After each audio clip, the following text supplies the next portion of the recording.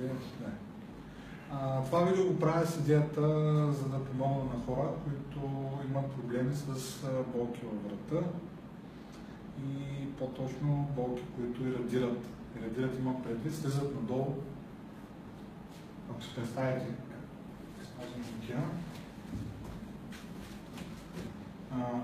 лопатката е това, слизат по врата, лопатката, по ръката надолу. За момента този тип лечение, който предлагам, не ви интересува дали е малкия, големия или средния пръст. Този тип лечение не е свързан с дерматомите конкурентно. Дерматомите са местата, където усещате болката. Това е, за съжаление, грозно нарисуван човек, но това са им възможности като художник. Това е, представете си, гърба, това е главата, това е отзаде врата. От едната страна се представим, че е проблем, надолу покрай лопатката, където казах, надолу по ръката.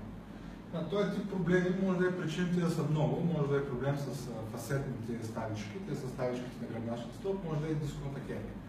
Сега ние в този случай ще работим за типа проблем, който е свързан с дисковата херния.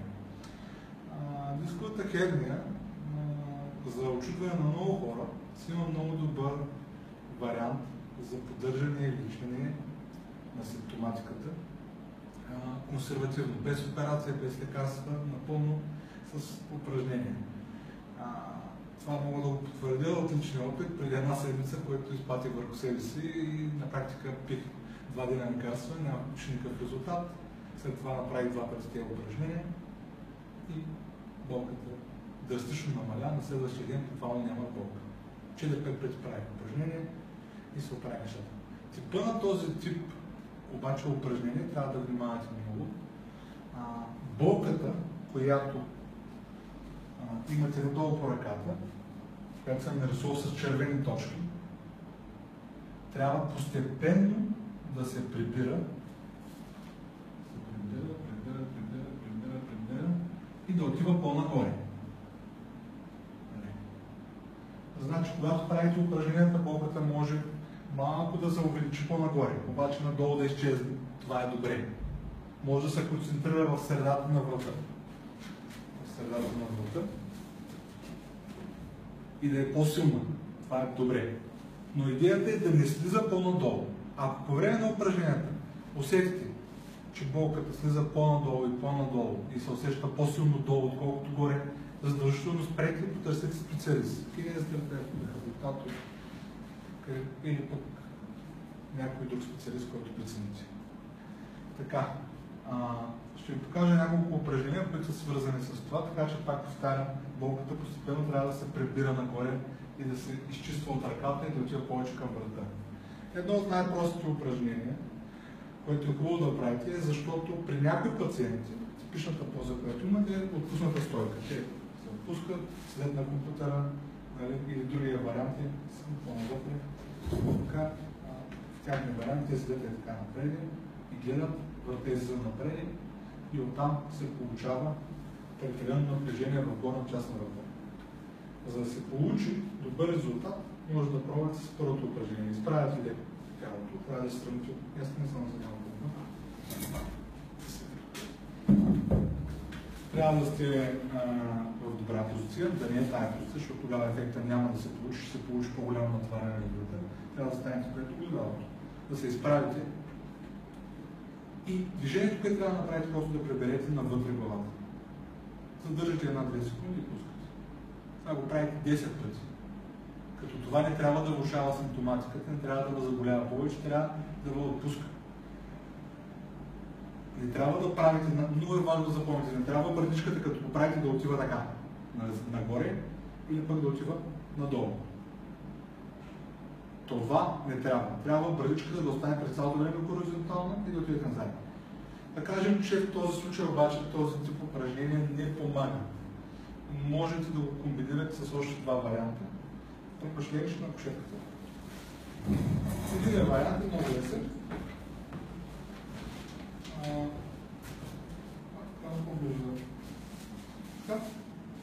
Прибираш както същия начин бързичката. Не така, а по-скоро. Сам пациента прибира, като може в началото да намери човек, който да го следи, за да не се получава това или това, а да се получава надолу. Ако при някои хора,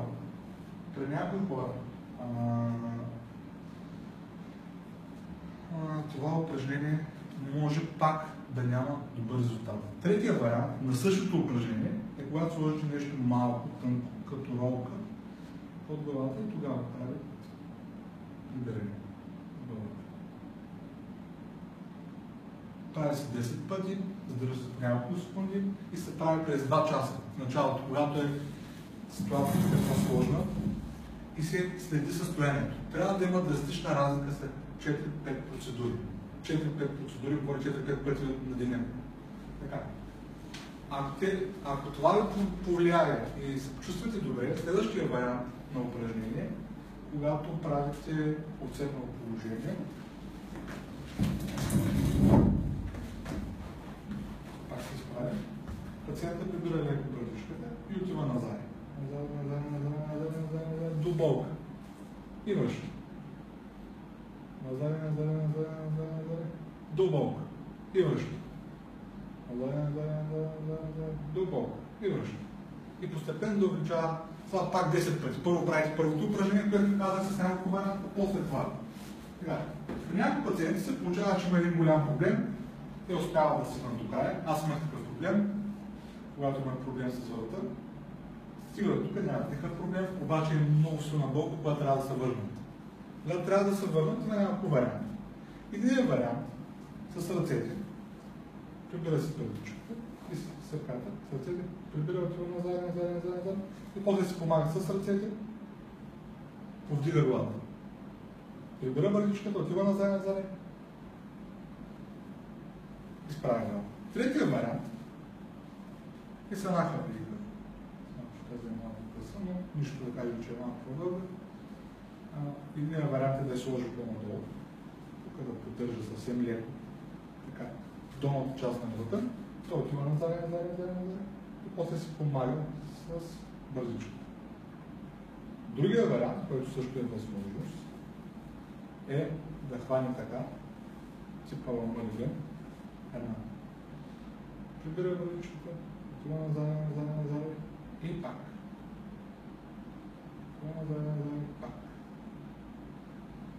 И има още един вариант, който хваща цялата глава, който ако е много остро състоянието и много боли, това също е вариант. Отива назад и с малко повече число този път може да се помага с ръцете и поддържа по този начин цялата глава. Това е вариант, в който ситуацията е доста остра, ситуацията, в която има много силна болка, почти постоянно, тогава може да го правите. Но въпреки това има ситуации, в които болката пак е силна и пак заболява повече, когато прави това упражнение. Въпреки всички тези варианти, ще ви покажа още 2 варианта или 3 от легнало упражнение. Така.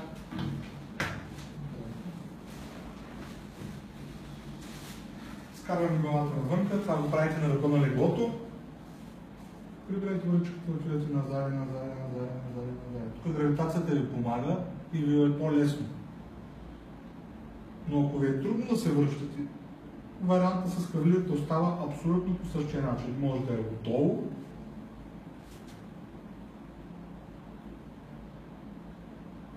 и може